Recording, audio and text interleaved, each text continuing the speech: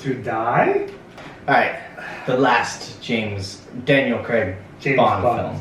film. He's been doing this for 15 years. Yeah. That's a long time.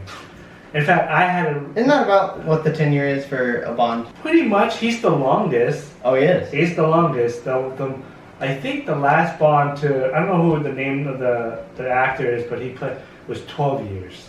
I believe Daniel Craig is the longest Bond that we ever had in this Gotcha. cinematic universe of James Bond. Yeah. 007, No Time to Die was supposed to come out last year, but because of the pandemic, they kept pushing it back, and I'm glad. I'm glad they pushed this back. I'm glad they didn't put this on streaming services. I wanted to watch this on the big screen. I also made it a point to like go to the theater to watch this one.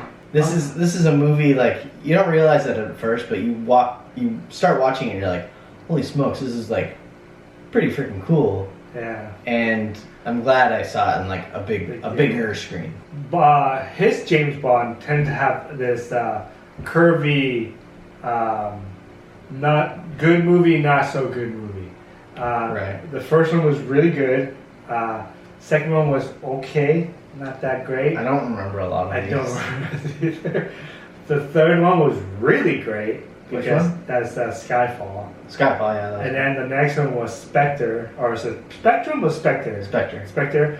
And that was kind of a letdown, wasn't as great because Skyfall, by far, is my favorite of all of Daniel Craig's Bond. In fact, I think it's the best Bond movie of all the Bonds. But then now you have No Time to Die.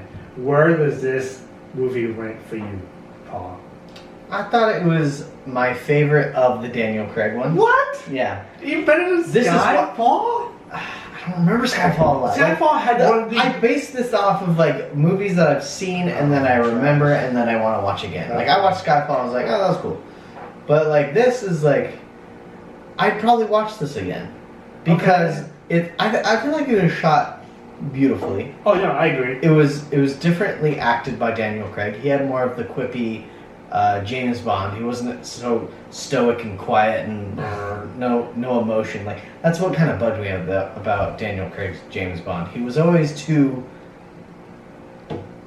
that. So really? Yeah, you always felt that way. I was like, dude, this dude has no emotion. Like James Bond is charismatic. Okay, you need to cool, go. and you need to go. You need to go rewatch it, the first and Skyfall again. All right. There's a lot of emotion in those James Bonds. So you think this in your opinion This is your favorite. certified movie reviewer opinion. That this is your favorite out of all Daniel Craig's James yeah. Bond. Okay, I have to disagree with that. Okay, I don't think it's his best. I don't think it's his worst either. If I were to rank this, No Time to Die will probably come in second, maybe third. It's between Casino Royale and this one. I don't know which one I'm gonna put it second first, but the first one is Skyfall for me. Let's talk about the things that we like about this movie. What are some things that you like that made this movie your best Daniel Craig Bond? First of all, the entertainment. Like it keeps it going. Like I feel like with a lot of James Bond movies, there's always some boringness to it. Like there's some convoluted plot where this happens and this happens and this happens. This one I felt like it really like engaged me. Okay. I really liked Ama de Armas character, sure. Even though she was only in it for a good 20 minutes. But she was like Cuba? Yeah. She was like the classic Bond girl. She was cool. Then again, a double-edged sword. She was only in it for 20 minutes. So I was hoping her character would have kept going. Yeah, for sure. But man, because the chemistry they had when they're fighting, not I mean, there's that little flirtiness and all that's going on. That's just James Bond. But when they fight, there's that chemistry of them like knowing what to do and where to go, who to shoot. Actually, it was pretty fun to watch. It was really cool. Yeah, for sure. What about? And also is shot beautifully. The cinematography was awesome. The action was great. There was not like a lot of cuts that happened like during action scenes, which is really cool. They did a lot of close-up in this one, yeah. Which I thought was pretty interesting because you've never seen that with the other one before. This one was the first one where you get to see it go into his like behind his shoulder to see where he's fighting, and so I thought that was pretty cool. What about you? I like the fact that they actually bought everything back from the first one. Like you get a glimpse of, what's his name, Felix. He comes into play. You get a glimpse of who was the girl? What was her name? I can never get her name.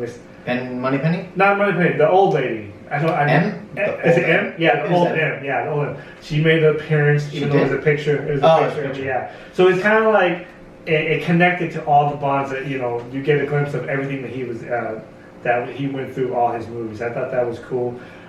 Besides the action, all the action was good. My favorite is actually the beginning of the movie. When he and the daughter, I don't know her name, but the main girl. Matilda? No. Matilda. Madeline, I think. Anyways, the beginning when he went to visit the girl who was in the first Bond that betrayed him, thought that was cool too, that how they connected that together. And then just from blowing up and running around, fighting and jumping off bridges, Yeah, that was a cool scene. That was a cool scene. So, other than that, I mean, I was entertained. There are some. Let's get into it. Not so good. You go first. I go first. Okay. The first thing is the villain. Is the waste. Is nothing menacing, nothing scary, anything that you feel for this. It's just a typical bad guy that he's bad at the beginning, he's still bad at the end. It doesn't really matter what happened, he still ends up doing what he does. There's no character development, no arc in his character at all. I feel like it's no fault of Malik's fault. Not. Like it's just bad writing. He's a good actor. He's a great actor. Yeah, I really liked him, and he had the potential to be a really cool villain, but it just wasn't there for him. So sorry, Rami. No, he's good. And that's pretty much it. There's a couple scenes, the pacing was a little bit too quick for me. There was certain moment I wish it would stay with with the character talking to each other. I wanted more of the romance. I know it's kind of weird. The fact that they throw in him having kids is such a It's such a this is the problem I have with the movie. Like why? Freaking James Bond does not have kids. No. James Bond does not. Hang on. Okay, maybe we should say spoiler warning right here. If you haven't seen it, sorry. Stop. James Bond does not have kids. James Bond does not die. That is not what you do to James Bond. He's the first 60-year character. Character, not even actor. Character. This is the legacy we were talking about here. Yeah. You don't just kill him off because you decide you have other plans for James Bond 007. Give me a freaking woke break. I'm okay with him dying. I didn't mind that part. I know you're not. But for me, it was more like you had 5 movies, never hinting him having kids, and then the very last Bond he's in, he has a kid. It's There's a cheap time jump, and then he's like, "Oh, look, a 5-year-old." You didn't need that. You didn't need that because the emotion connection between Madeline and him was already powerful enough for him to maybe sacrifice. I get it. I'm a father. I do anything for my own kid, and you throw in that element to make the stake even higher.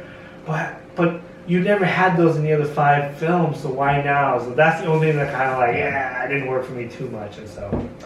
That's pretty much all I like.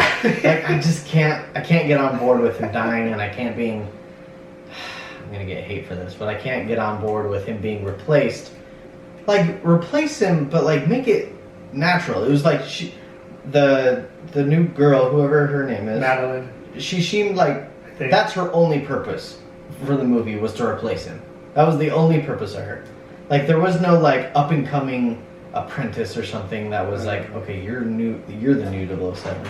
Like the fact that he died was stupid enough, but to replace him with someone with the 007 number is stupid. The other 007. You're talking about, okay, I thought you were talking about the main girl. Yeah, didn't care for it. Anyways, let's give it a rating.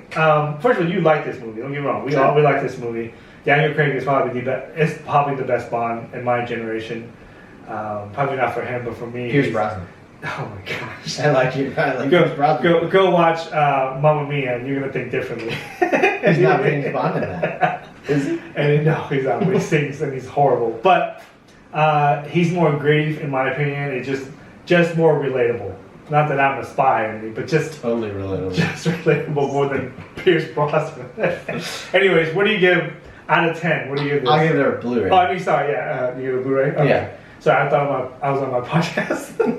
I give this a Blu-ray as well. Okay, So it's cool. just, not enough there for me to open there. Okay. Tell us what you think. What do you think of the ending and the last James Bond for Daniel Craig? Let us know. Comment below. Subscribe. See you later, nerds.